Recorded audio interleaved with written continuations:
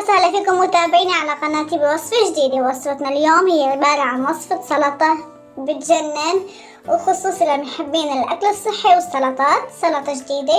لهذه الوصفة رح نحتاج السبانخ. أنا عندي سبانخ هون فريش تازة، غسلته أكيد، فرمته بهيدي الطريقة.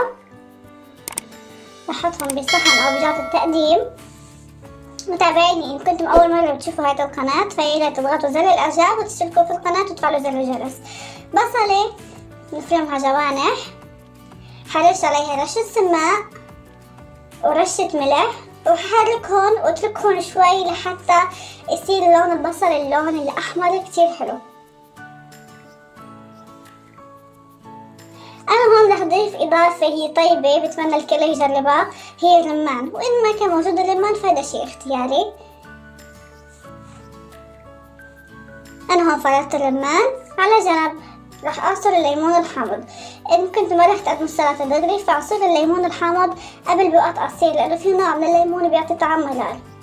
بتعصروا كمية الحامض اللي بدكم إياها حسب الكمية السبانخ. هون رح أضيف على الليمون الحامض زيت زيتون. أنا هون عندي زيت جامد من البرد، رح أضيف عليهم ملح حسب الرغبة، ومن بعدها رح أضيف عليهم دبس رمان، رح يعطيها حموضة كتير لذيذة. هأخلط هيدا الخليط واتركه على جنب. وقت التقديم عندي السبانخ بقلب الجاط، هحط البصل الجوانح فوقه. شوفوا لون البصل شو حلو، وفي مي بتنزل من البصل كمان فينا نحطها فوق السلطة. من بعدها أكيد رح أجيب الرمان نحطه على وجه السلطة، والخليط اللي عملناه بالزيت والحامض رح نوزعه فوق السبانخ والبصل والرمان.